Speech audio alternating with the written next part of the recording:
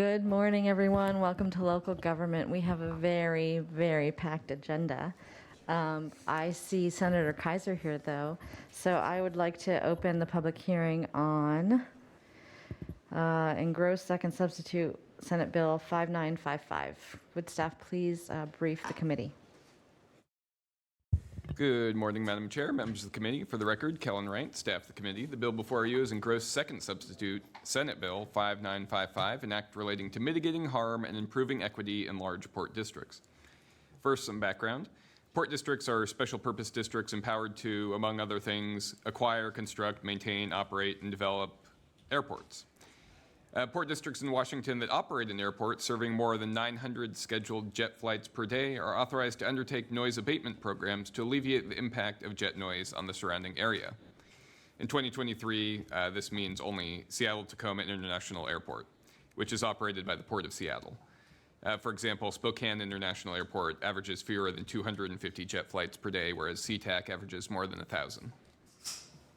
An aircraft noise abatement program can only be undertaken within an impacted area, which is an area that is within 2 miles of the center line of any runway, up to a point 10 miles north of the end of a runway, or 13 miles south of the paved end of any runway. The abatement program may include, but is not limited to, providing soundproofing equipment for structures. A property can receive multiple different types of benefits under one of these programs, but generally only receive each type of benefit once, including soundproofing equipment. The only exception to this limitation is for properties that are now subject to increased or differing noise impacts than they were when the equipment was initially provided, or for properties that now contain soundproofing equipment that was previously provided but is determined after an inspection to no longer be functioning as intended and to be in need of repair or replacement. In either case, a port district may choose to provide a benefit for a second time. If it is providing a benefit based on equipment that needs to be repaired or replaced, the Port District must work with a state-certified building inspector to determine if the failure of the equipment has resulted in additional hazards or damage to the property. Turning now to this bill, it would require the Department of Commerce to administer a grant program to provide assistance to port districts that undertake noise mitigation programs for expenses related to repairing or replacing that soundproofing equipment, or to addressing hazards or structural damage that occurred because of the installation of that equipment. The department would be required to publish an annual report on its website detailing the grants made through the program, and it would have to include other information, for example, the number of inspections conducted through such programs, the number of properties that received funds to address hazards or damages found by an inspection, or the number of properties that received new or improved sound mitigation equipment. Grants for this program would be funded through the Port District Equity Fund. This fund would consist of appropriations made by the legislature, contributions from local governments, and contributions from port districts, and private contributions. A port district would be allowed to commit to matching half of the funds annually provided to the grant program through the Port District Equity Fund. It would be able to match that from revenue that is not subject to federal airport revenue use restrictions. The grant program would end July 1st, 2029. The Joint Legislative Audit and Review Committee would have to conduct a review of the grant program a year before it ended, by July 1st, 2028. Finally, the bill would provide the port district that chooses to provide a second noise mitigation program benefit to a property because of equipment that's no longer working, would be able to either contract directly with building inspectors or professionals, or enter into an interlocal agreement with the county in which the port is located for the provision of the building inspectors or professionals. Port District must reimburse the county for any expenses the county incurs related to this agreement. If an inspection reveals that a property's equipment is no longer working as intended, the Port District would be required to apply for a grant from the Department of Commerce's grant program. Similarly, if an inspection confirmed that additional hazards or structural damage occurred because of the prior installation of such equipment, the Port District would be required to apply for a grant. And that concludes my remarks. Thank you. Thank you so much. I see our prime sponsor and her buddy. Sorry, I'm getting distracted. Representative Gaynor has a question for staff. Thank you, Madam Chair. So, Kellen, what constitutes not working as intended? Is that described? I don't believe it's explicitly detailed what working as intended means. It just says that's found to be a need, repair, or replacement after an inspection. So what I'm actually kind of getting at is that if there's been a change in the standard, does that qualify for? There is another, that may or may not qualify as repair or inspection, but there is another category that says if you're now subject to a differing amount of noise than you were when the equipment was first provided, then you can also qualify for a second benefit that way too. Thank you. Okay, I did not mean to be disrespectful, Representative Orwell. I just blanked because I was, anyway, it's nice to have you here. Please, we've already heard the bill in its original form, so happy to have you join us and tell us what's changed. Well, thank you, Madam Chair, members of the committee, and for the record, my name is Senator Karen Kaiser from the 33rd Legislative District, and my seatmate, Rep. Orwell, is here because we have been co-conspirators on this bill. And I want to thank your staff, Kellen, for being so helpful and so professional in the work that we've done on this bill. The bill you heard was very big and very ambitious, and we went for the gold. What we have before us here today is a bill scoped down to basically address one specific problem in our airport communities. And this is more beyond the 33rd District, it's other districts also, where people who are in the flight path have had what's called port packages that failed. They failed by having windows that leak and water getting between the panes and mold growing inside them. And we have pictures to share with you about these really serious issues with these houses. Most of the people in these houses are elderly, most of them are low income, and most of them are people of color. And this is really an economic justice issue as well as an equitable issue for our airport communities. So with that, what we've got now is a kind of empty bucket where we are encouraging a partnership with the Port of Seattle, the state, our communities, and any private entities that would like to contribute to a port equity fund managed by the Department of Commerce. There is no set amount.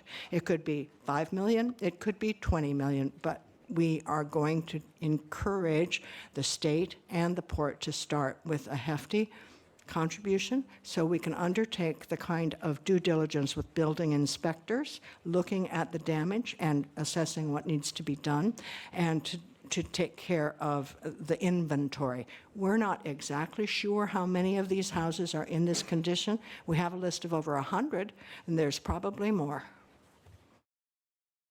Great, thank you very much. Representative Orwell. Thank you, Madam Chair and members of the committee. For the record, I'm Tina Orwell, State Rep from the 33rd. I want to start by thanking my senator who's done great work on this, as well as our community leaders and the port who really came to the table with us. And yes, this bill went on a diet. It lost policy pounds, but I want you to know that the bill before you is a very meaningful step for our community. And like you heard from Mr. Lee and others, they're really suffering. They can't see out their windows. They have mold. This is going to make a huge difference moving forward. And again, I want to acknowledge our community leaders in the port. And I would just ask you, to help this bill have a path forward so it can have a safe landing with the governor. Urge your support. And it did pass unanimously. Thank you very much. With that, we will, Representative Griffey. Thank you, Madam Chair. This is a question to either one of you. How old are these service packs that we're talking about that failed? I've had 2 generations of windows fail in my own home, and that's buying a home from brand new. And then how long is the responsibility ever going to be turned over to the homeowner to make sure that the system or the service pack is then maintained at a certain interval? Well, to be honest, we don't have exact knowledge. We know of port packages that have failed that have been installed in the last 10 years. So we don't know. But we do think the port has a responsibility, and we're really thrilled that the port has stepped up to agree that they are responsible for the kind of damage that's being inflicted on these homes. And it isn't only leaking windows, and they are triple pane windows because of noise, so they're especially heavy. It's also the noise insulation in the ceilings that are creating issues for some homeowners. And yes, it will not last forever. The homes won't last forever, but there is an ongoing concern that we have good maintenance as well. And if I may add, Representative Griffey, is that one of the original contractors went into bankruptcy, and many of the windows weren't installed correctly from day one and have never been replaced. Better understanding. Thank you so much for your answers. Thank you, Madam Chair. Thank you. With that, we will suspend the public hearing on 5955 and open the public hearing on 5934. Elizabeth, will you please brief us on the bill? Thank you, Madam Chair, members of the committee. For the record, Elizabeth Allison, staff to the committee. The bill before you is substitute Senate Bill 5934. For some brief background, the Department of Agriculture operates a program to protect pollinator habitat and the health and sustainability of pollinator species. The program must provide technical and financial assistance to state agencies, local governments, and private landowners to implement practices that promote pollinator habitats and beekeeper and grower best management practices.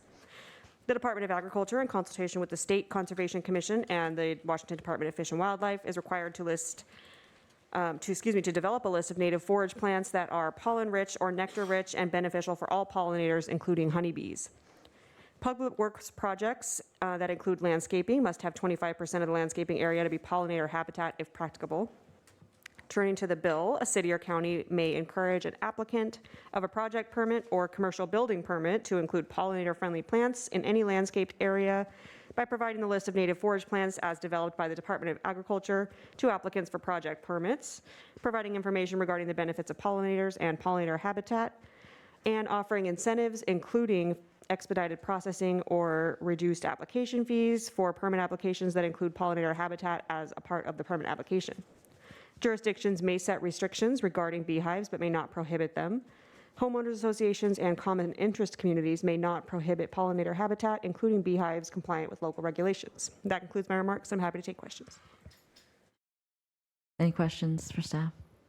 Okay, with that, Senator Padden, please join us and tell us about your bill. Yes, thank you very much for hearing this bill, Madam Chair and Ranking Member. I'm, for the record, State Senator Mike Padden, represent the Spokane Valley in the 4th Legislative District. And as we all know, as legislators, you never know for sure what issues you're going to get involved with. And this one was brought to me by Julia Costello, who's here going to testify as part of her Girl Scout project to get a gold award, which is the highest award you can get in Girl Scouts, and deals with pollinators. And the more I looked into this, the more I realized how crucial pollinators are, especially to agriculture. And they contribute so much in the pollination of crops and production of fruit, vegetable, and nuts. And the vital role in sustaining agriculture cannot be overstated, as approximately 75% of the world's food crops depend on pollination for successful reproduction. So this bill was well received in the Senate. There does need to be a little work on the section on the bees. I've worked with Crystal Perky, and I think she may have submitted an amendment on that anyway, it got a little confusing in the Senate on that. So we're very amenable to getting that part changed, but appreciate you hearing the bill and ask that you consider moving it forward. Thank you. I have not received any language, but I think she was going to be here. I don't know if she signed up to testify, but. Okay. Okay, great, because with executive session tomorrow, that's Right. okay. Representative Gaynor has a question for you. So thank you, Senator Patton, for bringing this forward. And what I'm thinking about has to do with more the concentration of hives in a city or a county, for that matter. But if you had a cluster development where you have a dedicated open space and you've got homes in close proximity, and that would you be amenable to letting that open space be meeting the need of not prohibiting the hives for the individual Right, homes? right. We're primarily trying to look at incentives to encourage this, and I've found out there's different types of bees. There's these mason house bees that don't sting, and so they could be an exception to that. But in general, yes, yeah. Okay, thank you. All right, thank you very much for joining us. We'll go straight to testimony. Thank you, Madam Chair. There are 3 people signed in to testify. We'll begin first in person with Julia Costello, and then we'll go remotely to Vicky Carter, and then finally Christelle Perky. Good morning, Madam Chair and fellow committee members. My name is Julia Costello. I am a senior at Mount Spokane High School, as well as a senior in Girl Scouts. As Senator Patton had stated, I am working for my Gold Award, which is equivalent to the Eagle Scout Award in Boy Scouts. I have been working on this for probably a couple years now to finish it up, and I just wanted to give a big thanks both for you guys willing to hear this, but as well as all the help that Senator Patton and his team helped to get it to this process. So essentially, I kind of wanted to talk today about how influential pollinators are on our system. As he kind of stated, there's 75% of the crops that depend on pollinators and the vegetation there. And so with this bill, our hope was to be able to provide more habitat for them, because we've noticed in the last 5 to 10 years that there has been a significant decline in pollinator populations. There's been about 30%, especially in bumblebees and butterflies. And some other pollinators species are included with like bees, butterflies, birds, hummingbirds, bats, all of those kind of species. So, yeah, thank you. Thank you very much. Any questions? Rep. Alvarado. Thank you so much for bringing this idea forward. How did you identify this issue? Truthfully, I was not very experienced in this field. I didn't know much about pollinators prior to this, but I just thought, why not take some time to learn about a different topic and stuff? Yeah. Representative Riccelli. Thank you, Madam Chair. Now, I'm just wondering, I love the idea, but as a Meade Panther, do you think that you can get me to support this with the rivalry? Oh, I don't know. That's a little tough. I'd have to work on that, I think. Okay. Yeah. Thank you for making the trek. Really Yes. appreciate it. Yes. Thank you very much. Good luck with your golden, what is it called? The golden? Gold Award. The Gold Award. Yes. Perfect. Thank you. Thank you very much. Next, we'll go to remote testimony from Vicky Carter, followed by in-person testimony by Christelle Perky. Good morning. Are you able to hear me? Yes, we can hear you. Great. I'm Vicky Carter. I'm the director of the Spokane Conservation District, and I am testifying in support of Senate Bill 5934 as it relates to pollinator habitat. The Spokane Conservation District is one of 45 districts around Washington State and 3,000 districts across the U.S. And we're charged with the work of conserving and protecting our natural resources. And that really involves everything related to soil health, water quality, forestry and wildfire management, agricultural viability, and environmental education. And as you look at any one of those factions, there's a vital role that our pollinators play in this landscape that we have.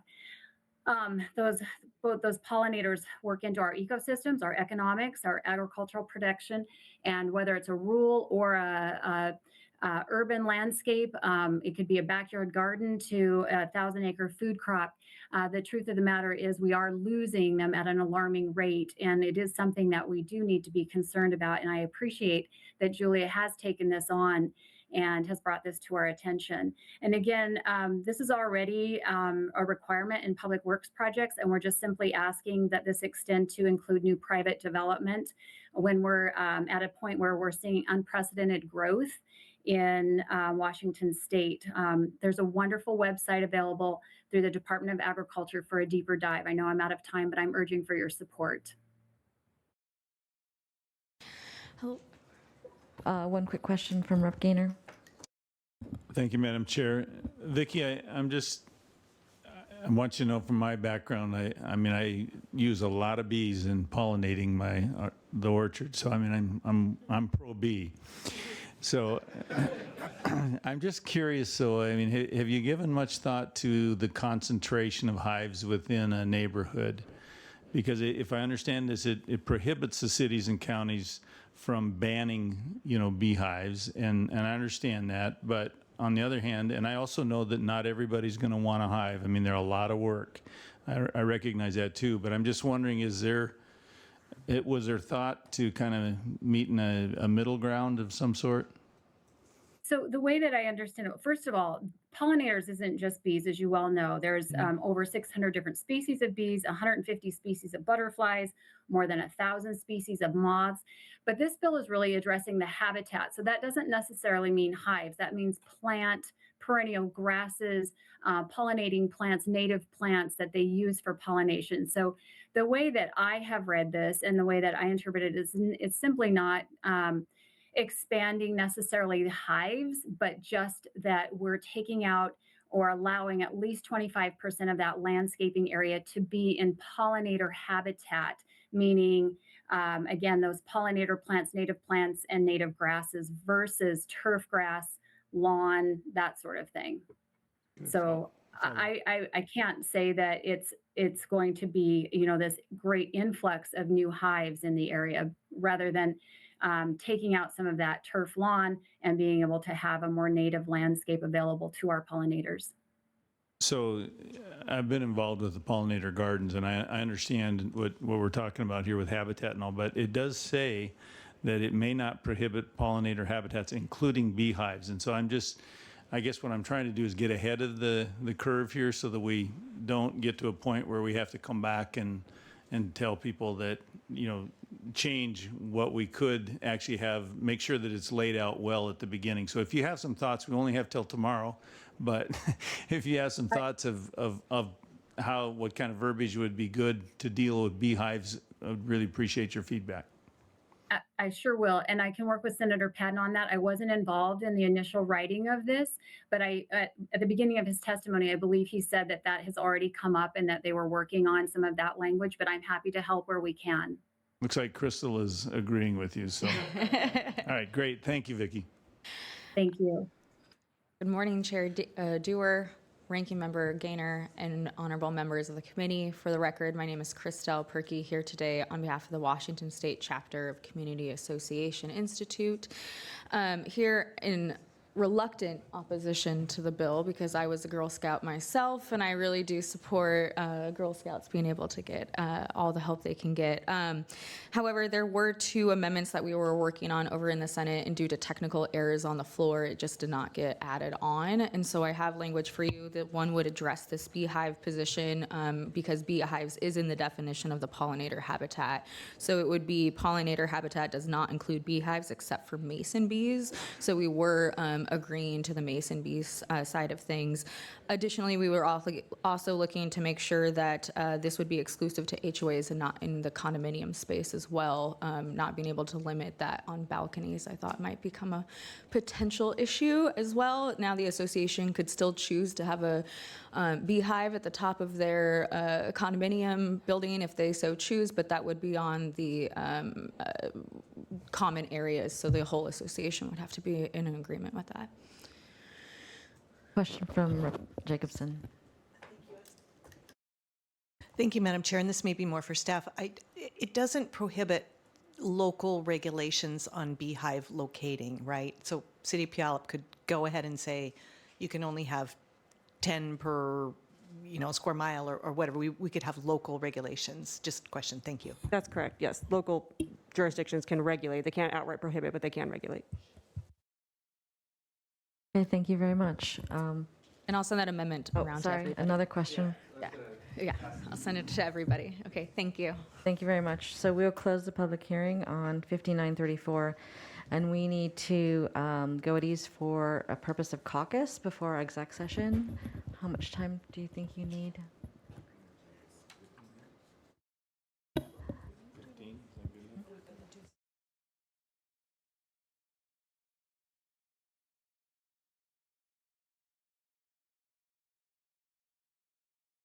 So we will be back at 10 after, and then we'll proceed with the rest of our public hearings. Madam Chair, would you like a briefing on the? Oh, gosh, yes, please.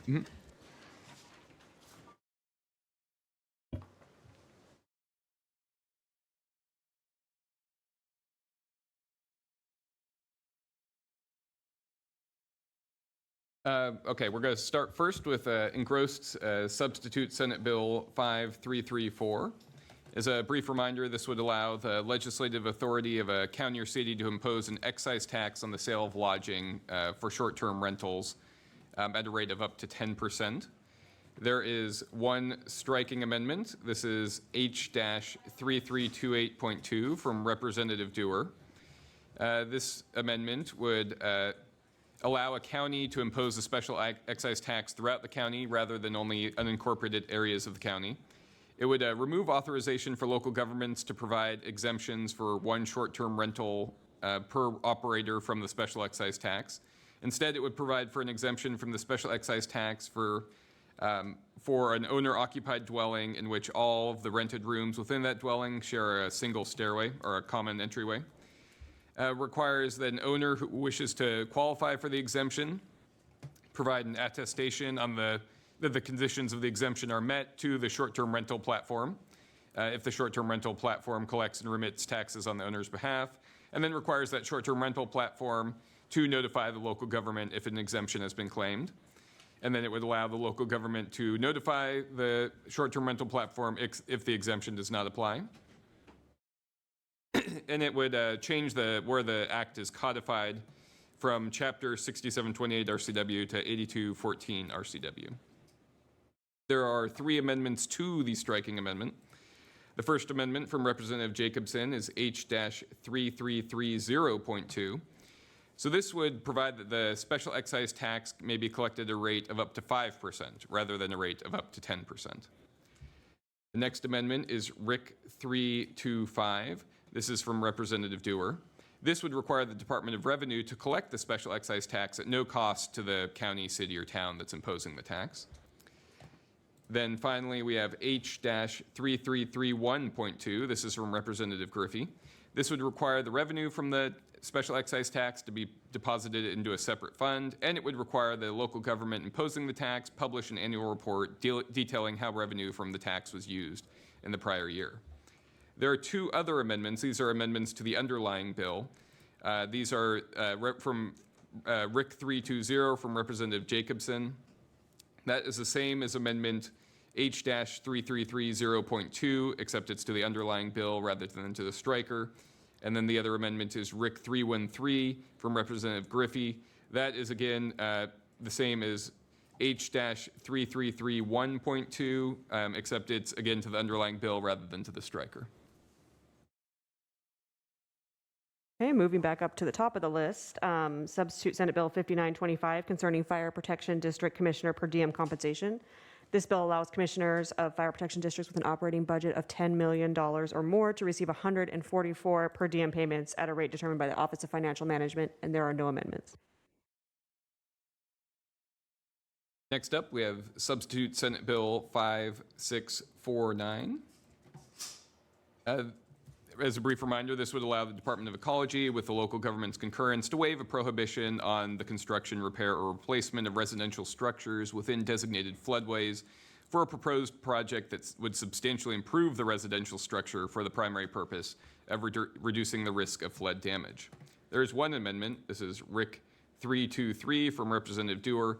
This is essentially a technical amendment that would simply clarify that the structure that is going to receive this project would not have to be itself substantially damaged in order to qualify for the waiver. And then finally, we have engrossed substitute Senate Bill 6291. This bill deals with the State Building Code Council. It would make various changes to the State Building Code Council's operations, including providing that the State Building Code and the State Energy Code are adopted on a 3-year cycle. That substantive amendments may generally only occur once during the cycle, but it would also provide for off-cycle or emergency amendments. It would provide clarifications for determining quorums and voting thresholds, procedures for selecting and removing council members. It would provide that the energy code is the minimum energy code for renovated as well as new residential buildings, as well as making some requirements, establishing some requirements related to technical advisory group membership. There is one amendment, RIC 316 from Representative Dewar. This would remove language requiring that the State Building Code Council's standing committees, ad hoc committees, and technical advisory groups be open to the public under the Open Public Meetings Act. And that concludes the amendments on for executive session. Thank you very much for your wonderful briefings. Now we will be back at quarter after.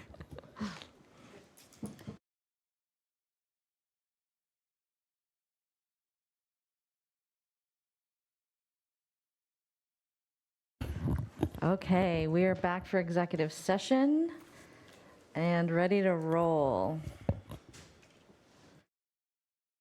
Thank you, Madam Chair. I move that substitute Senate Bill 5925 be reported out of committee with a due pass recommendation.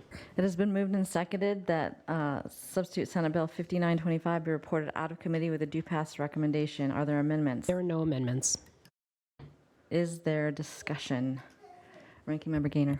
Thank you, Madam Chair. We do believe this is a good way to compensate the commissioners who are doing a lot of work that is really on their own dime, which is great that they're willing to volunteer that, but we do believe that the districts should be able to compensate them a little more than what they have been, and we would ask for adoption of this bill. Thank you, and we agree. Staff, I think we can do a voice vote.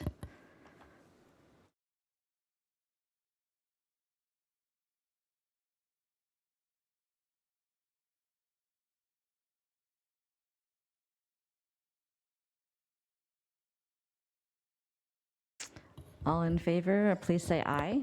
Aye. Any opposed? Is there anyone wishing to change their vote? Staff will announce the vote.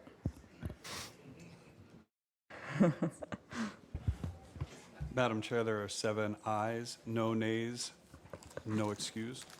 By your vote, substitute Senate Bill 5925 is reported out of committee with a due pass recommendation. Thank you, Madam Chair. I move that engrossed substitute Senate Bill 5334 be reported out of committee with a due pass recommendation. It has been moved and seconded that engrossed Senate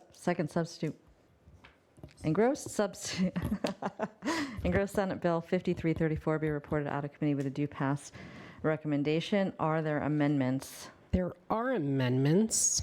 I move adoption of the striking amendment H-3328.2. The striking amendment H-3328.2 has been moved and seconded. Are there amendments to the striking amendment? There are amendments. Is there discussion? Representative Jacobson. I move amendment 330.2. Is that correct? Yes, I think so. I think they'll stop us if we're out of line here. And thank you, Madam Chair. I do have discussion. Yes. So looking at the rate of 10%, it seemed a little excessive. I couldn't find any hotel taxes that were up to that rate. They match up to 2%, and then they add 2% more that the jurisdiction can impose. And so there are some jurisdictions that impose higher rates, but the 10% seemed a little excessive, so I am offering an amendment to reduce it to 5.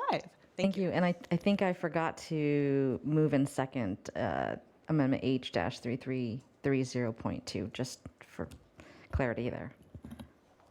Emily, I'm sorry, Representative Alvarado. Thank you, Madam Chair. Asking for a no vote on this amendment. This is a local option, and local communities could choose to set the rate below 10%. So we want to provide some flexibility here to help solve local community needs. Okay. All in favor of 3330.2, please say aye. Aye. All those opposed? No. The amendment is not adopted. I move RIC 325. So this amendment on the striker is because we had to move the section in which the bill, the RCW, and so because of that, DOR has to collect the special excise tax, and we wanted to make it clear that it would be at no cost to the jurisdiction imposing the tax, so asking for your support. We agree that this is good clarification, so thank you. Thank you. All in favor, please say aye. Aye. Are there any opposed? The amendment is adopted. Representative Griffey, to move your amendment. Thank you, Madam Chair. I move H3331.2. Is there discussion? Yeah, thank you, Madam Oh, Chair. shoot. Yeah, I was waiting. Thank but- you. The amendment has been moved and seconded. Representative Griffey. Thank you, Madam Chair. This is identical to the amendment I offered on this bill last year. I am concerned that we are spending out of many buckets to achieve our goal of low cost and low affordable housing. What this one simply would do would segregate the funds collected here and then have the local jurisdiction print an annual report on the usage. I think it would be a good idea for all of us to know how those monies are being spent so we can better upscale those things that work and then maybe change directions on those things that don't.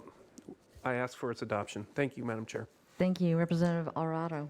We agree. Reporting is a good piece of transparency and helps us make sure that we're effectively spending resources.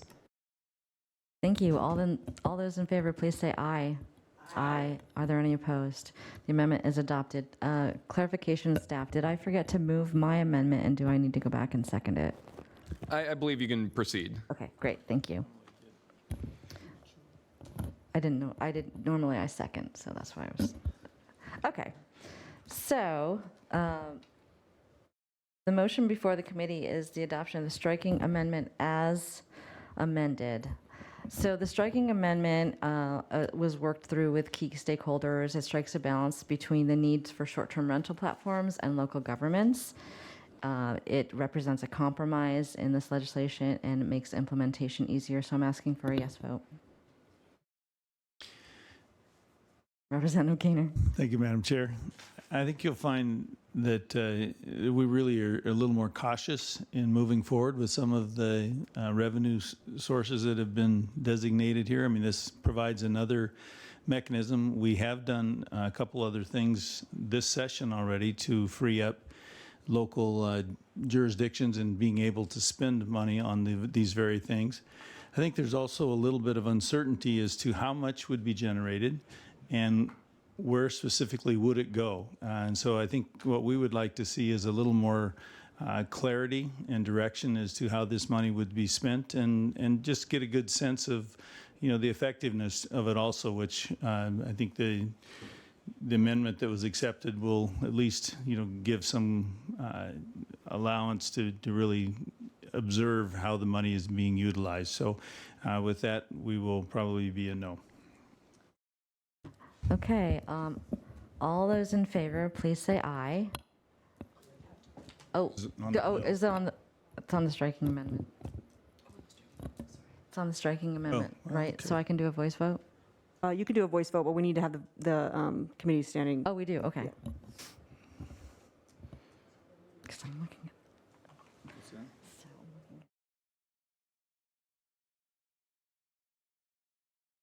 Didn't need to comment. I commented on final passage, basically. We're having a little confusion on the process here. Madam Chair, if it is going to be a mixed vote, it might be better to call the roll. It's fine, we can call the roll. Once we adopt the striking amendment, though, we then need to go back, correct? Oh, we don't, okay, it's confusing on the script. You're going to be moving the striking amendment rather than the Amended. underlying bill. So then this striking amendment as amended is what's being moved, and you will treat it like Okay, you would a regular. I thought I had another bite at the apple, so I will just say nothing.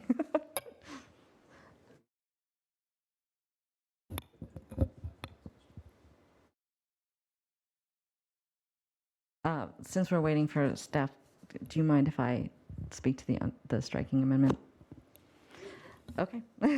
So I just wanted to say, this bill is trying to get at solving part of the affordable housing problem, and short-term rentals are a great source of supplemental income, but they can have negative effects on a local economy, and this provides an opportunity for cities like Leavenworth that have a deep affordable housing issue with 40% of their housing stock being used for rentals, a way to get at workforce housing. And so I think it's a really important step in doing so. So I'm asking for a yes vote.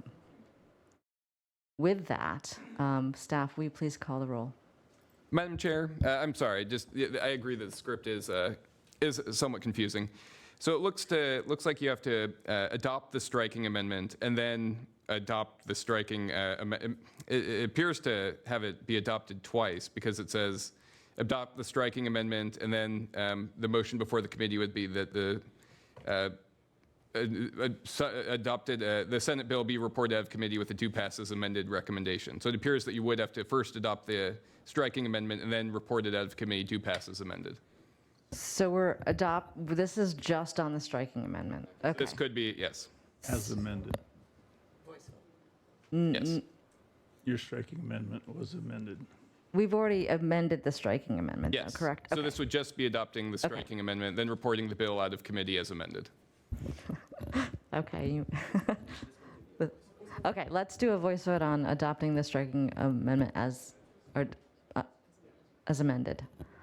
All those in favor, please say aye. Aye. Are those opposed? Nay. Anyone wishing to change their vote? It's your last chance.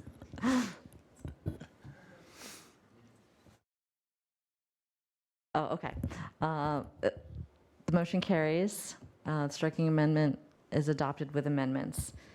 Now the motion before the committee is engrossed Senate Bill 5334 be reported out of committee with a do pass as amended recommendation.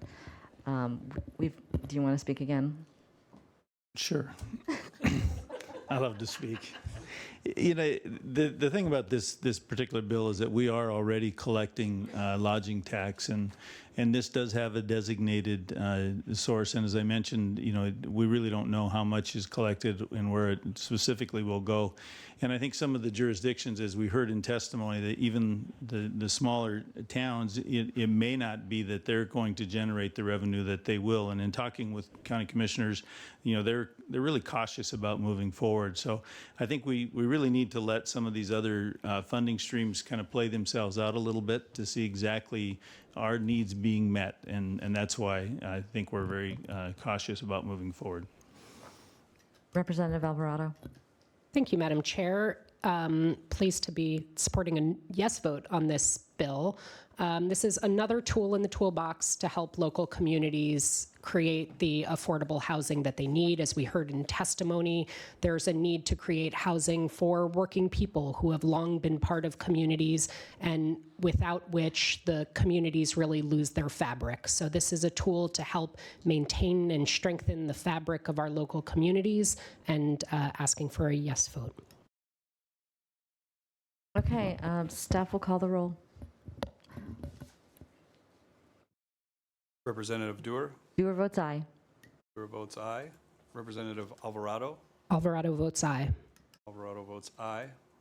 Representative Gaynor. Nay without recommendation. Gaynor votes nay without recommendation. Representative Jacobson.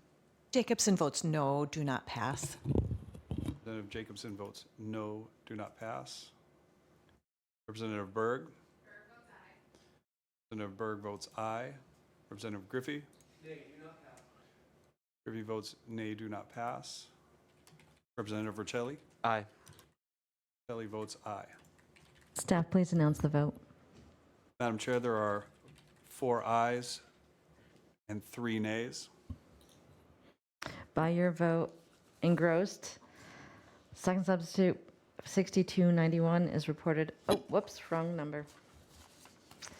5334 is reported out of committee with a do pass recommendation. And just to clarify, that's do pass as amended, Madam Chair. Do pass as amended. Thank you. Okay, that torture's over. Madam Chair, I move that substitute Senate Bill 5649 be reported out of committee with a do pass recommendation.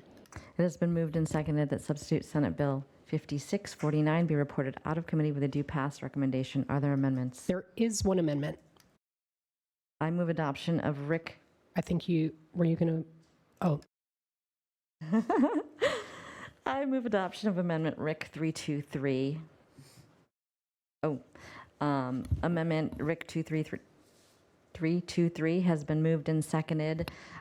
This amendment that I'm offering is just to make it clear that it allows for proactive improvements to prevent damages to homes and buildings. Just a clarification, we don't want people to wait until there is damage to be able to flood-proof their homes. Asking for a yes vote. Thank you, Madam Chair.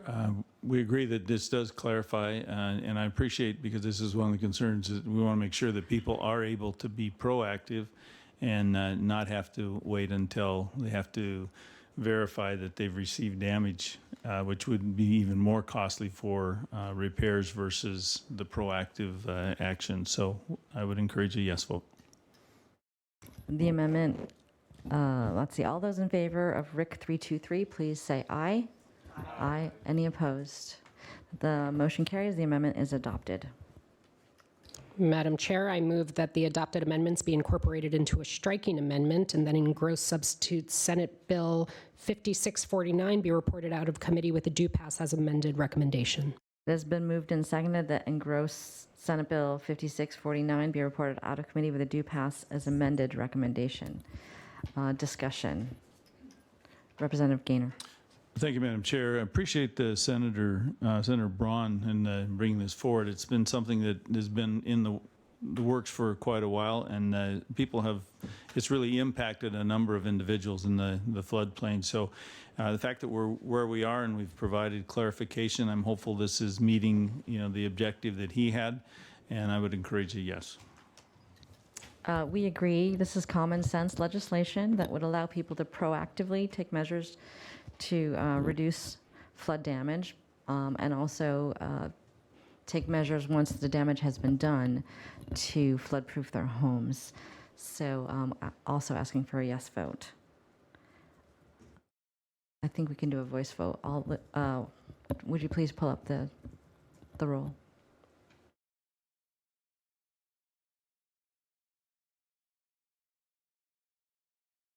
All those in favor, please say aye. Aye. Are there any opposed? Anyone wishing to change their vote? Staff, please announce the vote. Madam Chair, there are 7 ayes, no nays, no excused. By your vote, engrossed Senate Bill 5649 is reported out of committee with a due pass recommendation. Madam Chair, I move that engrossed substitute Senate Bill 6291 be reported out of committee with a due pass recommendation. It has been moved and seconded that engrossed Senate Bill 6291 be reported out of committee with a due pass recommendation. Are there amendments? There is an amendment. I withdraw that amendment.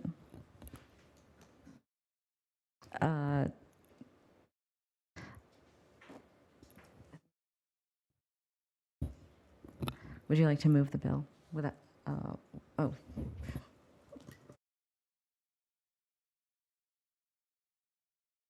Let's have discussion. Representative Gaynor. Thank you, Madam Chair. This bill has been a well-worked bill. It's there have been some compromises along the way from where it originally started, and some of the things that we had hoped to see. When I say we, those of us that had been a part of this didn't materialize, but I certainly appreciate the withdrawal of the amendment, because one thing we do want to ensure is that the Building Code Council and the standing committees and all the technical advisory committees are all open to public viewership, I guess, and participation within those meetings. So I think this will be a good thing, and it does bring some clarity to what the role of the council is, and I would encourage a yes. Yeah, this bill will help streamline and clarify many of the State Building Code Council's processes, provide some clarity and transparency and efficiency in carrying out their duties. It's a good common sense bipartisan bill that's been well worked, and I'm asking for your yes vote. Staff, if you'll pull up the roll, I think we can do a voice vote.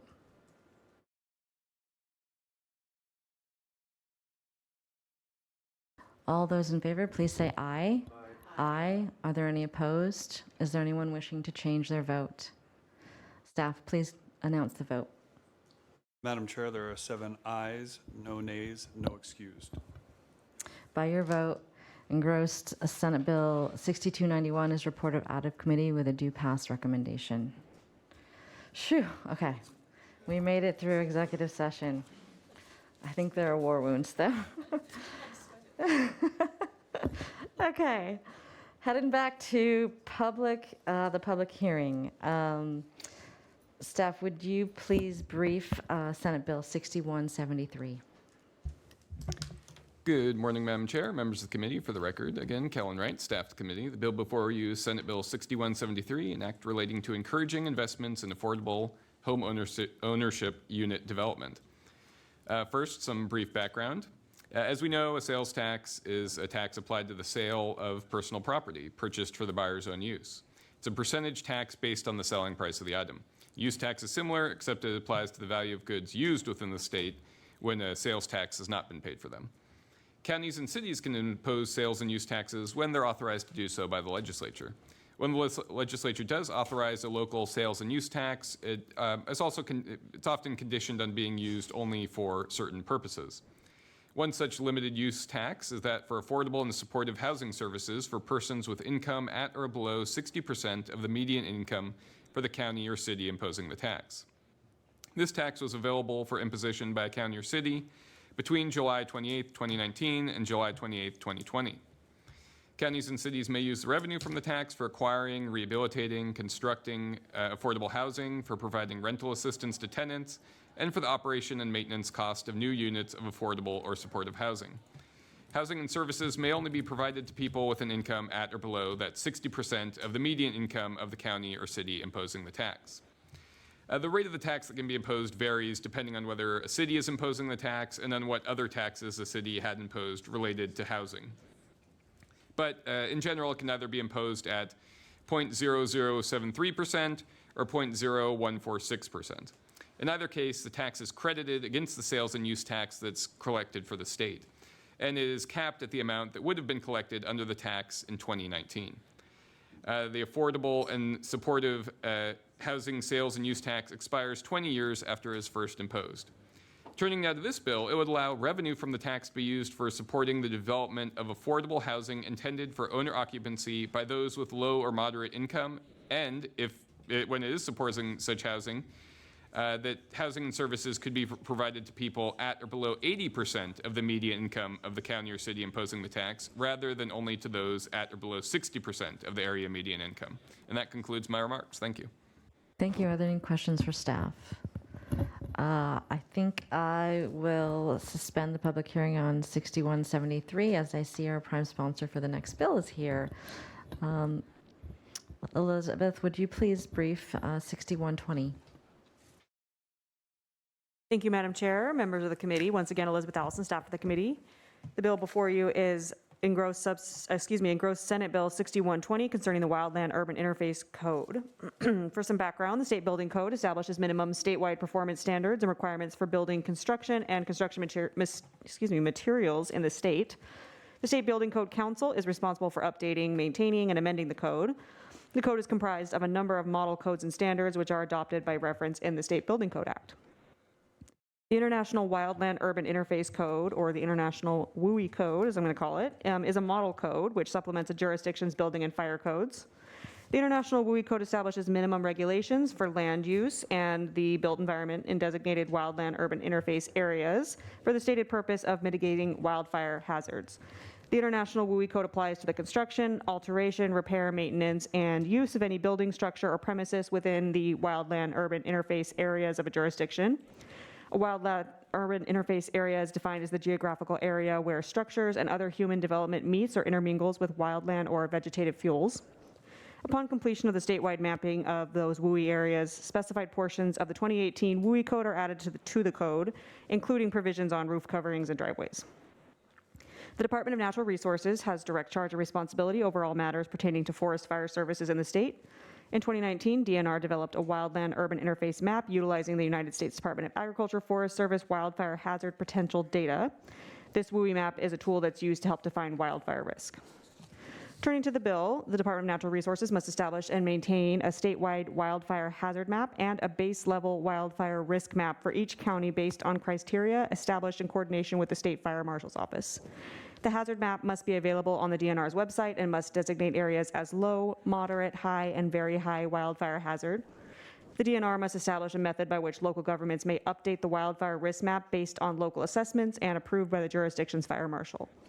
All counties, cities, and towns may complete their own wildfire hazard and base level wildfire risk map for use in applying the International WUI Code, and may continue to use those locally adopted wildfire risk maps until a statewide wildfire map is, wildfire hazard map and base level wildfire risk map are completed for each county. 6 months after a statewide wildfire hazard map and base level wildfire risk map are complete, maps adopted by counties, cities, and towns must utilize the same or substantially similar criteria as that statewide map. All counties, cities, and towns issuing commercial and residential building permits in areas identified as high risk or very high risk on the statewide map or local map of areas at greatest risk from wildfire must apply the code as adopted by the State Building Code Council. This version of the bill, the engrossed Senate bill, has provisions that require upon completion of the wildfire hazard map and base level wildfire risk map for each county that the State Building Code Council may only adopt those portions of the International WUI Code as set forth in statute. There's a striker from Representative Dewar that changes that language to require adoption of the full WUI Code and not specified portions. It also makes a technical correction to allow local governments to update both maps, and that concludes my remarks. Representative Jacobson has a question for staff. Thank you so much for that briefing. How long have we been under or subject to the Wildland Urban Interface Code, WUI? I believe that was 2018. Thank you. So that's pretty new. Thanks. Any other questions? Okay, Senator Vanaway, thank you for joining us. It doesn't sound like it.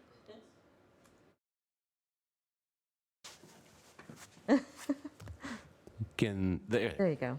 Thank you, Madam Chair. Got that fixed. Ranking member and committee, thanks for having me. Kevin Vanderweeg, representing the 24th Legislative District, the beautiful Olympic Peninsula. Appreciate you hearing this bill. As Elizabeth mentioned, the state adopted 4 or 5 portions of the WUI Code in 2018. We did not adopt the entire WUI Code, just some portions of it that we felt would make new construction and substantial remodels in wildland-prone areas of the state more resistant to fire. As part of that, DNR was going to make a map and really use that for dictating what parts of the state these codes would go into effect. We were kind of early. We were early adopters of the code. Not a lot of other Western states had done that. DNR came up with their map.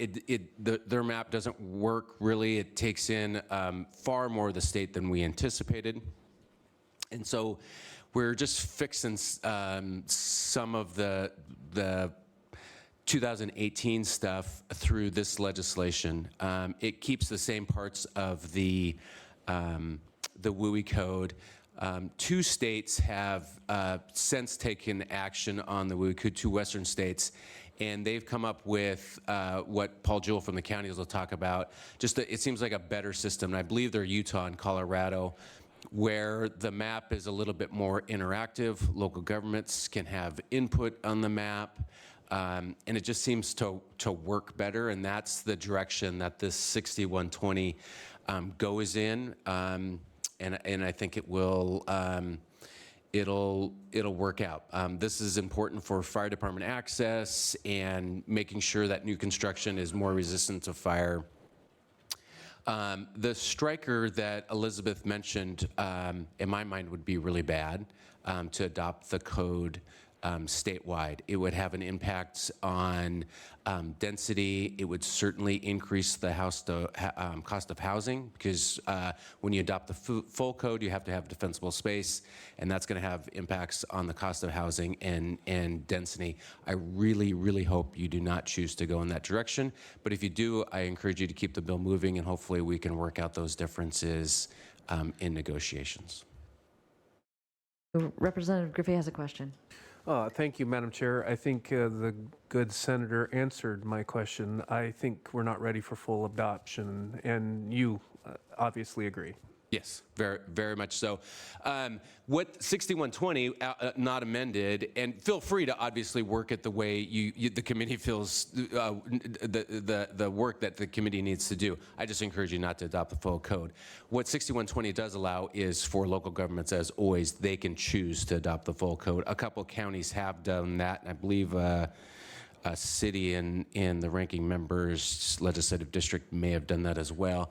So there are areas of the state where they have chosen to adopt full code. This encourages local governments to, and gives them the ability to do it. What it doesn't do is adopt the full codes statewide.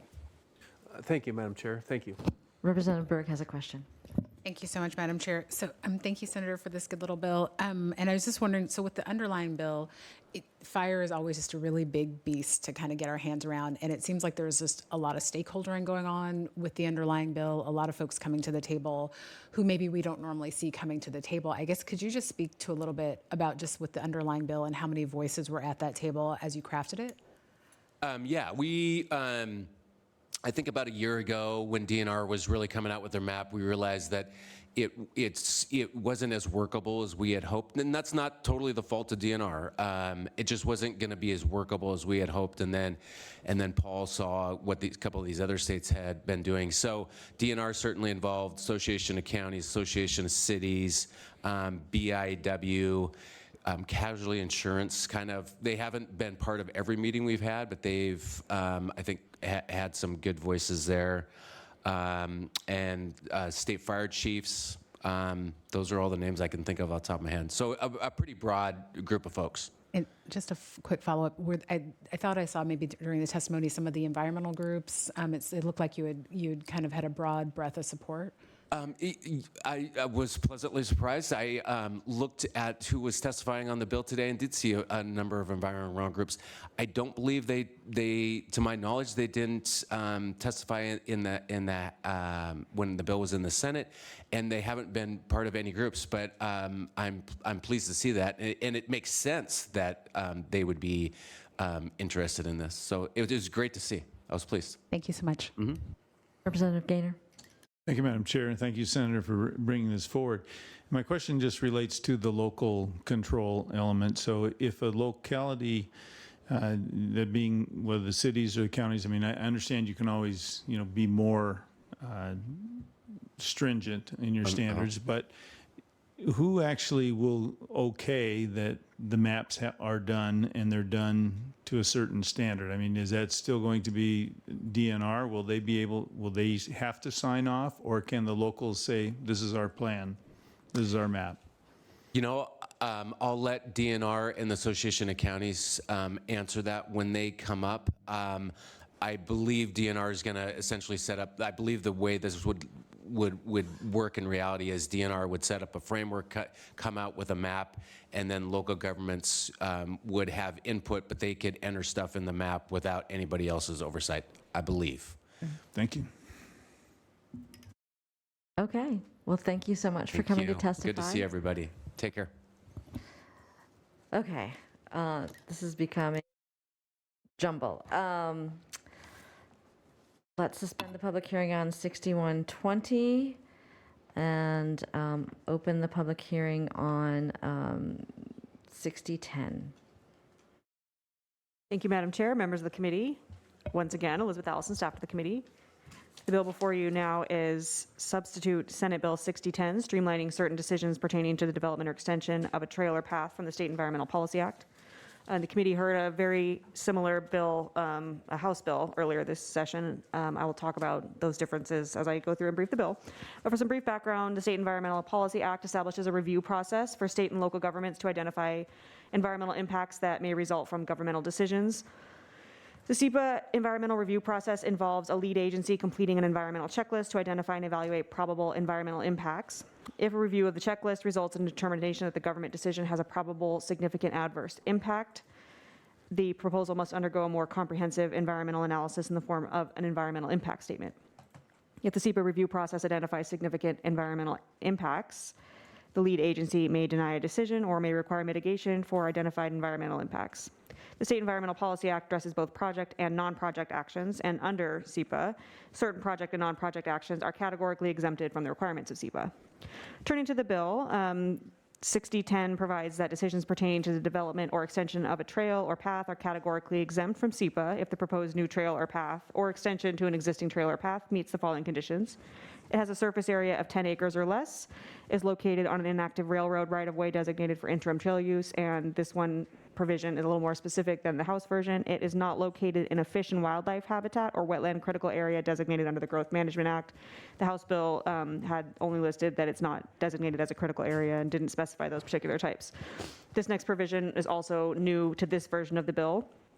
At the earliest possible date prior to submitting an application for development or extension of a trail, an applicant must engage in meaningful consultation with any federally recognized tribe that may be affected by the new trail, including discussion of the potential impacts to cultural resources and tribal treaty rights.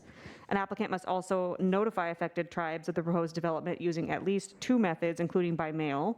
A tribe may request consultation regarding the trail, and if an agreement between the applicant and the tribe cannot be reached, then the parties must enter mediation. Improvements covered under this exemption include utilities and support infrastructure for trails and paths, including street crossings, lighting, signage, and parking facilities, otherwise exempt under CPA, but does not cover unrelated infrastructure improvements. And that concludes my remarks. I'm happy to take questions. Any questions for staff? Okay, we're going to roll right into testimony since there are only 3 testifiers. There are 3 people signed in to testify. In person, we have Vicki Clark, and then remotely, Larry Levine and John Worthington.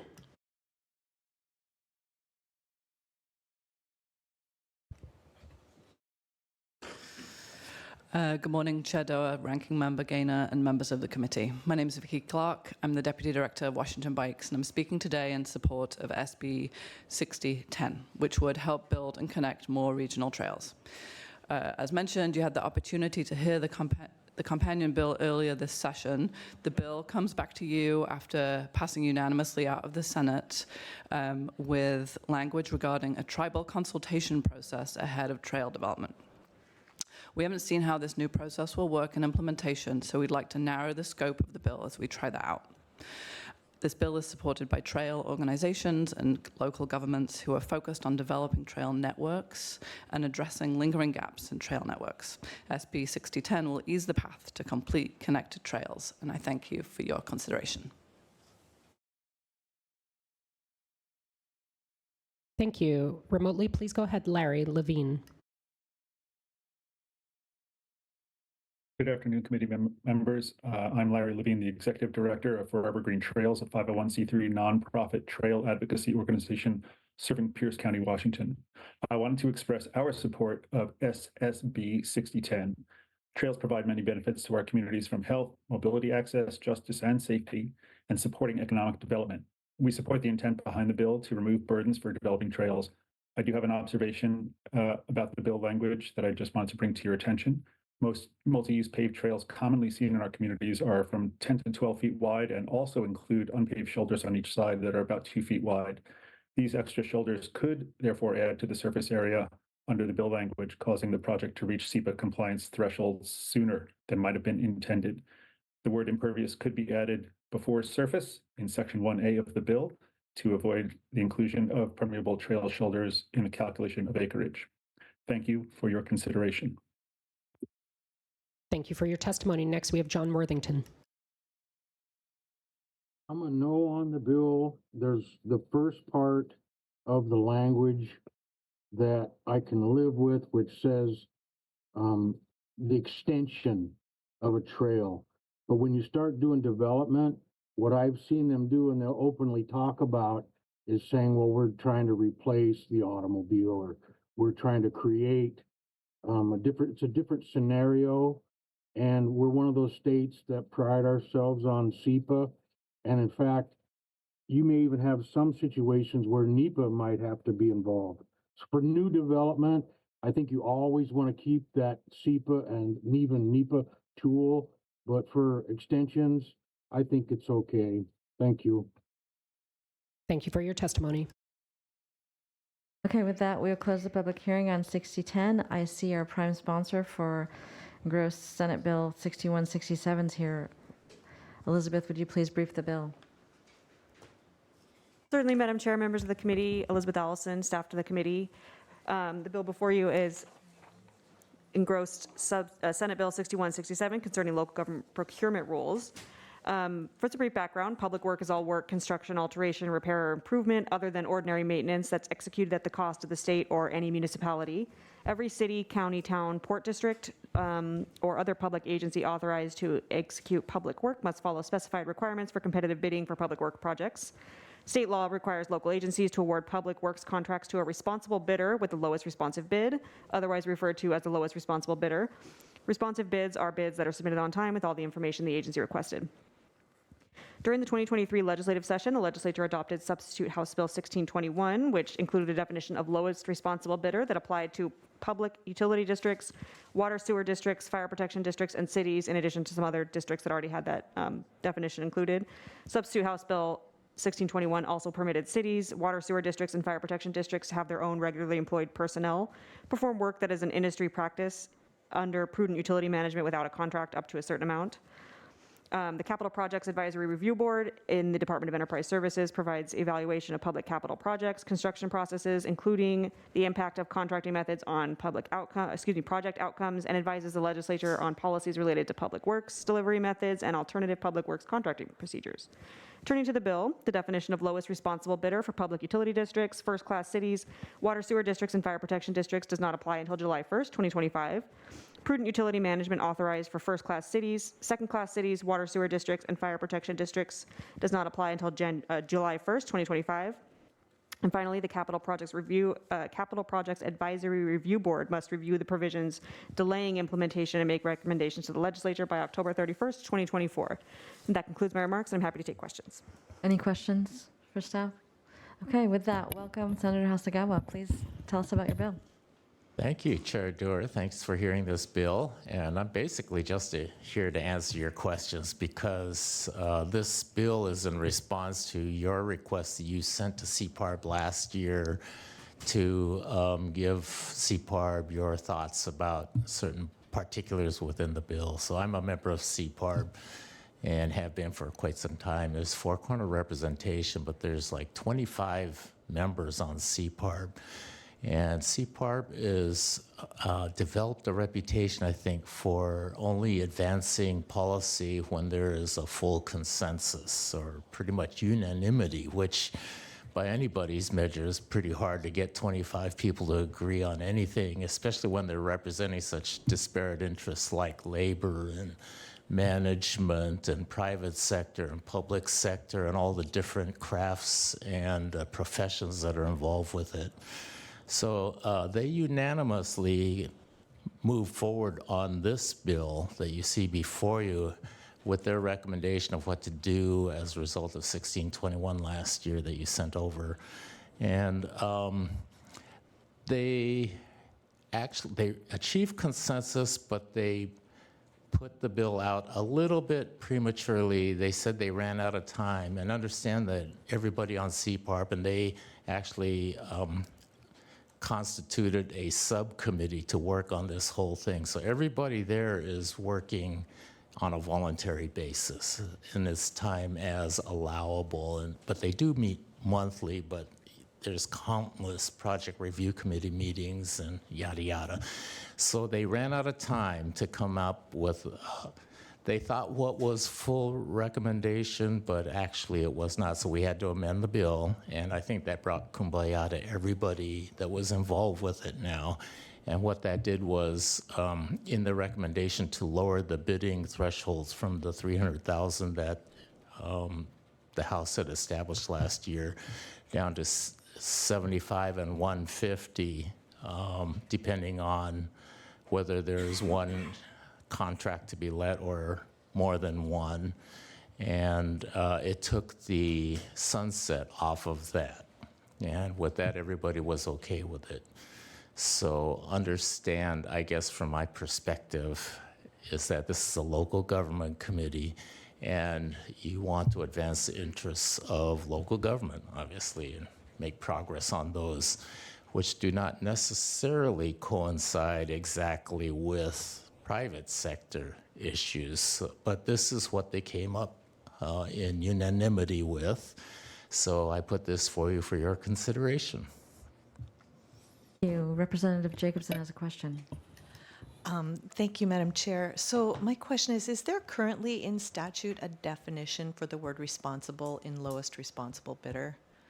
There is. It has been modified a couple of times, is my understanding. I can't exactly cite you that language. That might be better for staff, but I know that there is a definition, yes. Can staff answer that? Can I Yes, ask your staff to there answer is that? a definition. Lowest responsible bidder, there is definition of what is required for a responsive bid. That's listed in the bill analysis. The word responsible itself isn't defined in particular. Let's see, bill analysis. So the responsive bid has to be submitted on time. It's combined, so a responsible bidder has to be a registered contractor, have a current unified business identifier number, have industrial insurance, various other requirements, have a state excise tax registration number. So there are several requirements to be a responsible bidder that are listed in statute. Thank you, Madam Chair. So it sounds, and I just remember this from City Council, it sounds like the responsible bidder, it's just somebody who's basically jumped through all the hoops to be registered, and there's not really a lot more guidance in terms of being able to turn someone down with a low bid in statute. So I believe as long as they meet those requirements listed to be a responsible bidder, then provided that their bid is actually responsive to every aspect of it, then that's correct. Okay, thank you very much. I might just add, if I may, Madam Chair, is that they only responded on this particular issue, and that's why you'll see that there's ongoing work between now and next session for the committee to continue its work trying to reach some decisions. So. Great, thank you so much. Right, thank you. With that, we will suspend the public hearing on 6167, go back up to 6173 to hear testimony. Thank you, Madam Chair. There are 3 people signed in to testify, all in person: Jason Gauthier, Adan Espino, and Nick Federici.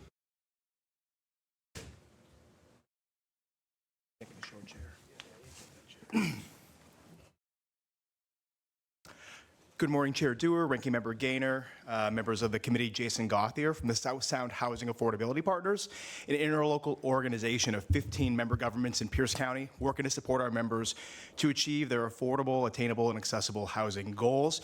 Here today in support of 6173. I'll tell a quick story. This year we'll be dropping our first NOFA. We will be pooling 1406 resources, the affordable and supportive housing sales tax dollars from 4 of our member governments to fund affordable housing on a regional basis in Pierce County. A conversation came up in that negotiation about how do we facilitate affordable housing in the newly allowed zones after the passage of 1110. After consulting with the affordable housing community, it became clear that those sort of housing typologies are better set in the affordable homeownership world rather than the affordable rental world. So we saw an opportunity here for us to provide some additional flexibility to allow this funding to serve up to that 80% AMI level, which is historically where the affordable homeownership world serves. Our priorities will remain to use these dollars to serve the lowest income households, particularly in a multifamily rental setting, but that additional flexibility for the future does allow us to be responsive to projects that come across our radar to fund in that middle housing typology for affordable homeownership. Thank you. Okay. Good afternoon, Chair Dewar and members of the committee. My name is Aiden Adan Espino. I am here on behalf of Habitat for Humanity of Washington State, which represents it's the statewide association of the 26 Habitat for Humanity affiliates in your backyard. We're here in Enthusiastic Pro. Like my colleague Jason said, currently these funds are prohibited for up to 80% AMI projects, which Habitat for Humanity primarily funds. I'll just say that all across the state, there's a lot of work being done, and a lot of partnerships being done between Habitat affiliates to build really innovative projects. And so opening this funding source up would be excellent, and it would also open up partnerships with other lower EMI projects or EMI providers. So for example, in Thurston County, there's a major project of 112 units, which is for homeownership, but it's also with low-income senior housing below 60% AMI. This would be an excellent avenue for an excellent project for this funding to be used for both ends of that spectrum. So with that, I'll end. Thank you, Madam Chair, members of the committee. Nick Federici here on behalf of the Washington members of the Northwest Community Land Trust Coalition in support of Senate Bill 6173, which provides flexibility. I think that's the bottom line for this legislation. Affordable homeownership has a place in the comprehensive housing strategy serving households up to 80% of area median income, but of the 4 most commonly used local, city, and county funding tools, only one of those goes up to 80% of AMI. Homeownership providers need to access local funding that can serve households between 60 and 80% of AMI, and this legislation will give cities the funding flexibility to address that issue. We encourage you to pass this legislation. Thank you. Thank you very much. With that, we will close the public hearing on 6173 and reopen the public hearing on 6120.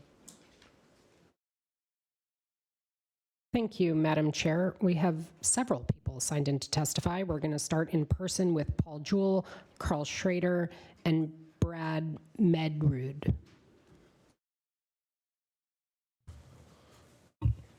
Good afternoon, maybe. Good afternoon, Madam Chair, members of the committee. Paul Jewell on behalf of the members of the Washington State Association of Counties.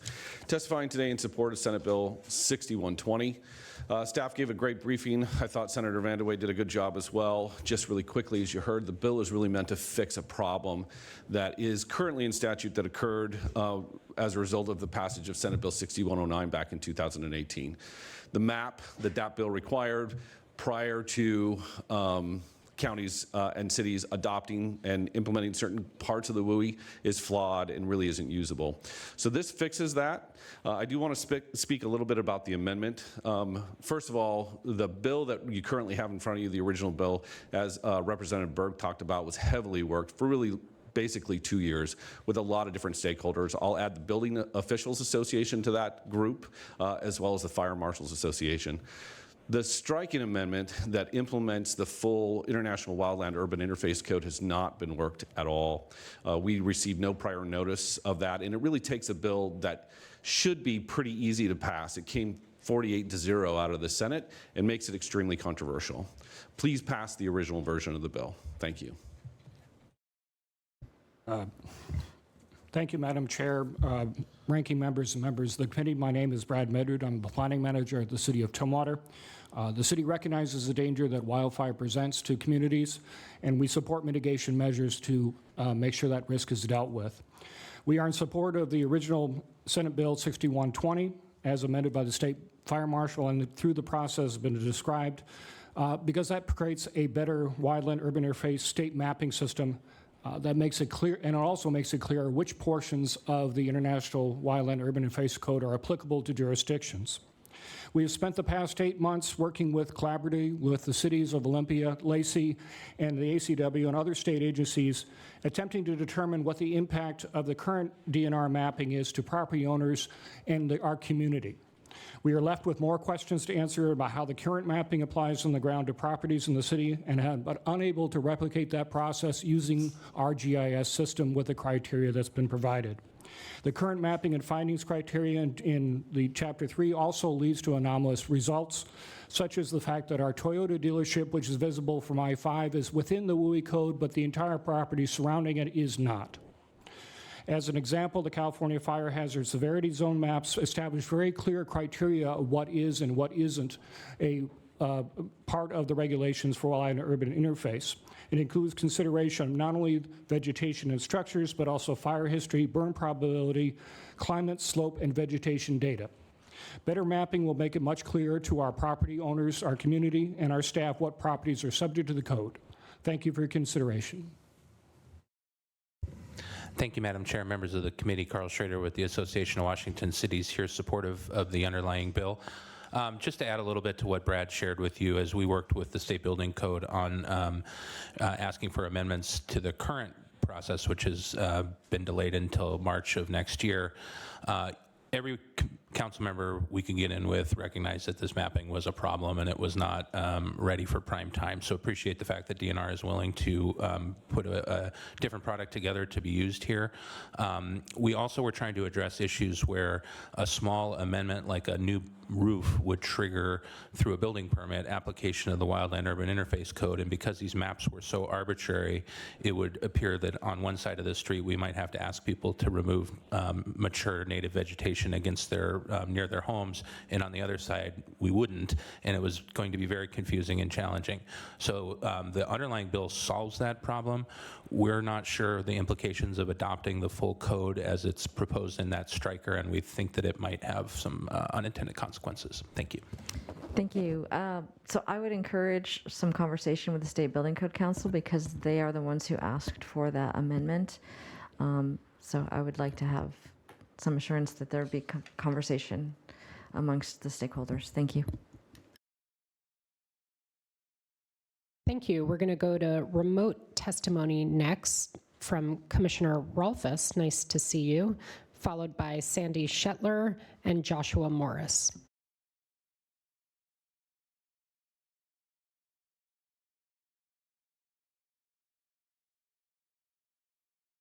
Hello, Madam Chair and members of the committee. I'm Christine Rolfus. I'm a Kitsap County Commissioner. As I hope you know, I was in the Senate until August of this year, and I am speaking to you today because I was one of the sponsors of the bill with Senator Van de Weg back in 2018. And I wanted to say to you that we were ahead of our time. It was an ambitious bill, and as the bill has been begun to be implemented at the local level, we have seen unintended consequences. As Senator Van de Weg testified, there are other states doing it differently. The Department of Natural Resources is willing to pull back and redo their maps, and we would all be really well served by taking a fresh breath and adopting the bill that is before you. So I would like to conclude by saying, please support the original version of the bill. Thank you very much. Representative Gaynor has a question. I believe when I asked the question earlier, I was told that maybe Wasac could answer the question about the local control over those maps and who actually authorizes it. And I'm thinking specifically as it relates to insurance.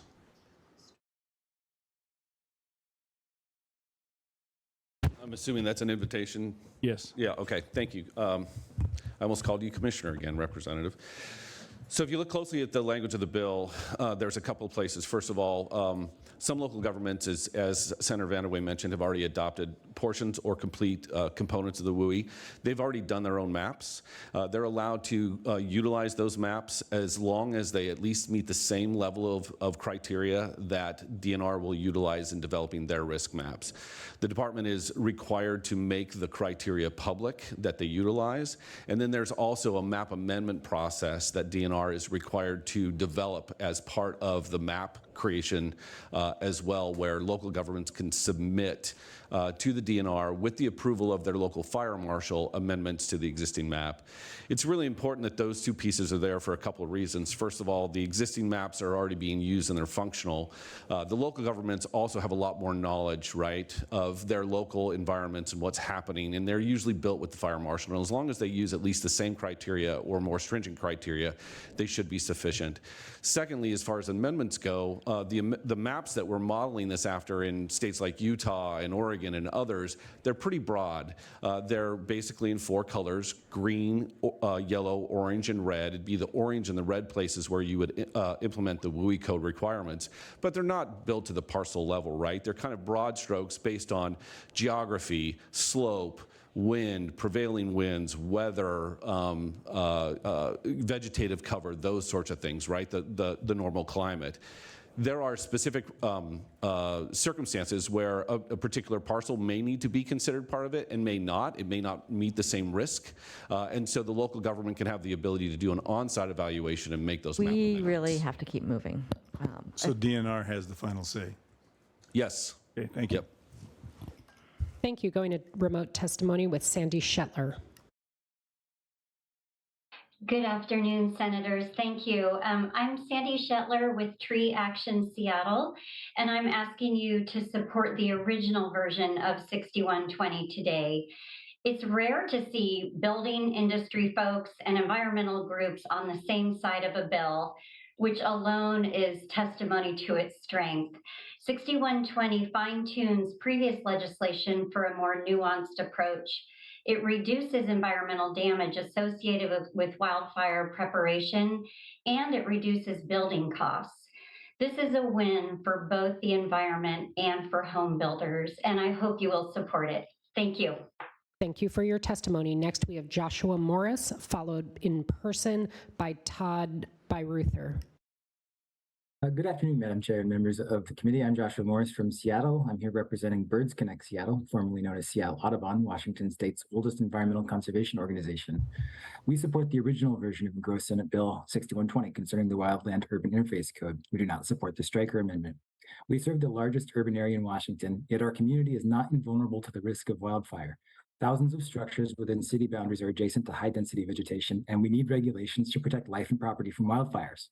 However, defending against wildfire in an area of high-intensity development like Seattle will have different challenges and advantages than in other places across the state. And in each community in Washington will have different developmental and environmental goals that need to be considered along with the WUI regulations to assess for and reduce possible conflict. Birds Connect Seattle appreciates the important standards ESB 6120 would maintain for construction in high wildfire hazard areas, and we also appreciate the improvements and flexibility it provides to communities for mapping and managing wildfire risk. We believe this is a good approach to develop localized WUI regulations appropriate to the unique conditions and needs for each community. Thank you. Greetings, thank you. Madam Chair, Ranking Member, members of the committee. My name is Todd Byruther. I'm the Vice Chair of the State Building Code Council and the Chair of the Legislative Committee. I'm testifying on behalf of the Council for action taken at the meeting last Friday, February 16th, regarding engrossed Senate Bill 6120. The Council voted unanimously by the members present to oppose languages in Section 1, 2, and 3, limiting the SBCC authority to amend and adopt Washington building codes. In the same action, the Council voted to support the languages for Sections 3 and 4 addressed in the state mapping guidance that you've heard. The State Building Code Council, since 1974, has been tasked with amending, adopting, and implementing the codes. This is a robust public process involving varied Washingtonian industry representatives and subject matter experts.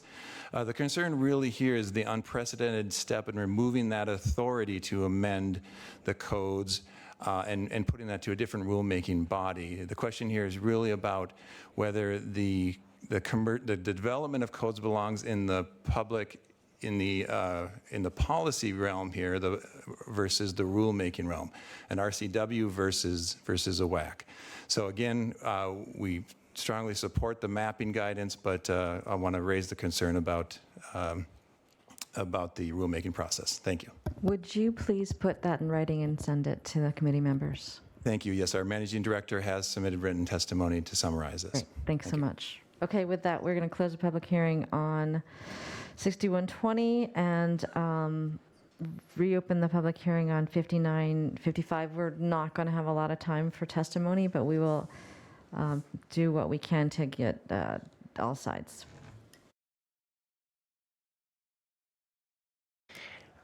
Thank you, Madam Chair. We have 10 people signed in to testify. We'll begin in person with Kyle Moore, followed by J.C. Harris and Steve Edmiston. Apologies. And then we'll go remotely to Tracy Buxton, Cynthia Stewart, and David Ortman. Good afternoon, Chair Dewar, Vice Chair Alvarado, and Ranking Member Gaynor. I appreciate your time, and honorary members of the committee. I'm Kyle Moore. I'm Government Relations for the City of Sea-Tac. And I want to say this bill has gone through a big transformation since I first appeared here on January 16th. The bill sponsors and stakeholders have really spent time to make this a better bill to protect homeowners. You know, the airport comprises 42% of my city. There's 1,000 flights that fly over our homes every day. And my residents residents are one of the most impacted by the airport. Everyone in the state has access to this airport, but there are about 9,500 homes that have this port package, and some of them are failing, and a lot of these homeowners are lower income and can't afford to replace it. To answer one of Representative Gaynor's questions before, it may not mean every window in a house. It may mean one window, may mean one door. There is a code in place by the FAA called the 65 DNL, which determines what they do, acoustic engineering. And so that has been in place since 1976, so it hasn't changed in nearly 50 years, so not a lot of changes to this. I really just ask for your support for this bill to help our residents of our city, and open to questions.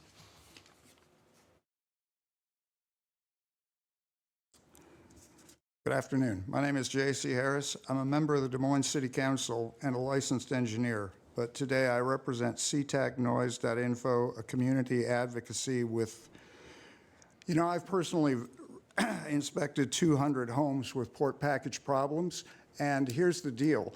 They represent about a third of the middle income housing in the city of Des Moines, the type of building that is almost impossible to put up today. So protection of middle housing it's not about just the current homeowner, it's protecting the communities. And sound insulation, if you lived on the flight path, you would understand that it is as important to safety and health as proper plumbing and grounded outlets. You need it to be healthy and safe. So I urge you to pass this, and thank you for your time. Hi, my name is Steve Edmiston. Thanks for the opportunity to talk to you today. I know our time is short. I'm a citizen. I live in the city of Des Moines, so directly south of Sea-Tac Airport. Like 32,000 other Des Moines residents, I'm impacted daily by the over 400,000 flights a year. I served for the last 3 years on the Civil Aviation Coordination Commission that was supposed to give us a new airport, or at least make a recommendation, and we didn't quite get there over the line. But I learned a lot from that process, and one is we need to find some fundamental fairness at Sea-Tac Airport as we go forward. I want to make one comment, and I think it's critical to understand how this happened, how we found ourselves here. The noise mitigation packages were provided, were not just given to these homeowners, right? Each homeowner that received one had to sign a waiver of all their rights relating to the package over to the port, and had to assign sky rights, navigation easements to the port, right? So when those packages failed and the and the contractors went bankrupt, those homeowners have no recourse anywhere but here. It's so important that we support this bill and get some funding to replace them. Thank you very much. Thank you for your testimony. Next, remotely, we have Mayor Buxton, followed by Maria Battaiola and David Ortman.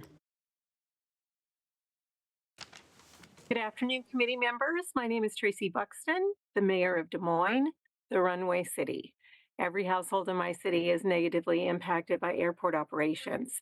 I'm supporting 5955, which passed unanimously in the Senate, so easy consideration here.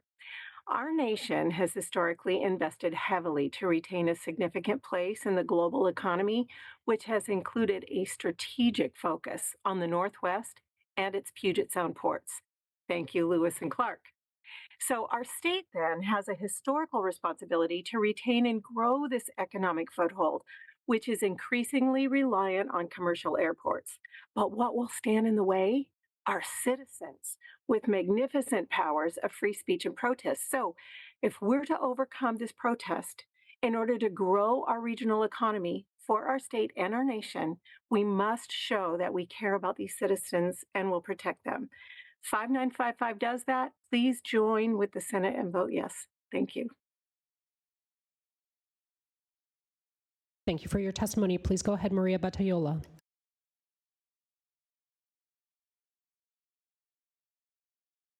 Good afternoon, honorable committee members. My name is Maria Battaiola, and I chair the Beacon Hill Council.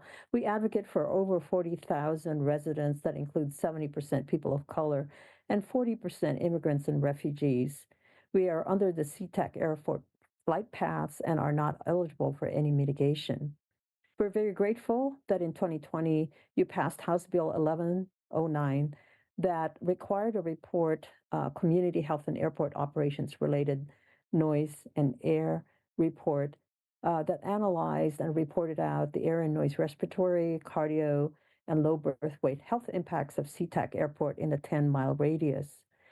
The bill in front of you is an extremely important first step to fix the failed noise mitigation packages that now bring mold into the homes that exacerbate the respiratory status of the residents. There is no funding for this effort, as you have heard. It's a critical health intervention for those impacted community members. Waiting for funding would further degrade their health and shorten their lives. We strongly support this bill and ask for your compassion, leadership, and commitment to community health to pass the Port Mitigation and Equity Bill unanimously. Thank you so much. Thank you for your testimony. And next, David Ortman. Thank you. My name is David Ortman. I live in Northwest Seattle. Apologies, as I understood that the hearing on this bill had been closed early this morning. I have sent the committee written comments to summarize. Sea-Tac Airport does cause environmental and health impacts, but I'm strongly opposed to the bill as proposed. Sea-Tac noise and air pollution extends far beyond the limited impact area defined in Section 2. The Port of Seattle lied about the purpose of Sea-Tac Airport, served one way, proposing it for bad weather operations only. But commercial jet aircraft now travel in low altitude turns, often under 3,000 feet, from 4:30 a.m. to 1:30 a.m. over Northwest Seattle and southern shoreline. We are an impacted area. In 2011, I filed a property tax petition documenting air noise, and in 2012, the King County Board of Equalization issued an order reducing our property taxes due to airport noise nuisance. In addition, this bill is inequitable. The polluters should pay, not Washington taxpayers or King County property owners with the port tax levy. Why aren't the polluters here? We get no air pollution and noise pollution mitigation. We're expected to pay for mitigation elsewhere. And just finally, the Federal Administrative Procedures Act allows any interested person to request the amendment or repeal of a rule or regulations. If a regulation is needed, we can do this with the help of Senators Murray and Cantwell. Don't expect taxpayers or property owners to pay for the port's polluters. Thank you. Thank you for your testimony. Okay, with that, we will close the public hearing on 5955 and open the public hearing on 5869. Elizabeth, would you please brief the bill? Yes, Madam Chair. Thank you, members of the committee. Elizabeth Ellison, staff of the committee. The bill before you is 5869. For some brief background, the state subdivision law governs the manner in which cities and counties administer the division of land into parcels for the purpose of sale, lease, or other transfers of ownership. Certain land divisions are exempt from subdivision laws, including burial plots, division of lots into certain sizes, and divisions made by testamentary provisions or the laws of descent. Counties, cities, and towns and fire protection districts are authorized to provide local fire protection services, including fire prevention, suppression services, and emergency medical services for the protection of life and property. Turning to the bill, a division of land into lots less than 2 acres and used for establishing a site for construction and operation of a rural fire district station is exempt from state subdivision laws. The proposed lots must contain sufficient area and dimensions to meet minimum building site width and area requirements and must have provisions for potable water supplies and sanitary waste. That concludes my remarks.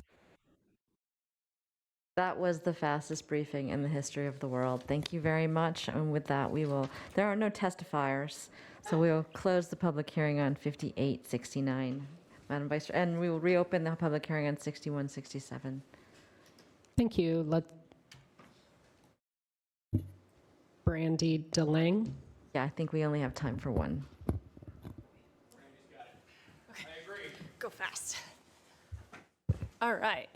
Thank you, Madam Chair, members of the committee. I'm Brandy DeLange. I'm here on behalf of the Association of Washington Cities and the people that are behind me as well who are not testifying. We're here to testify in support of the bill. We worked really diligently with all the stakeholders. We continue to work diligently, and we'll be going through the CPAR process and are expecting to report out to you by October of 2024. Thank you very much. Thank you very much. Thank you, staff. This was quite a marathon. Appreciate your time and how expedient you were. And with that, we are adjourned. And Madam Chair, we'll close the public hearing on 6167. Yes, please close the public hearing on 6167.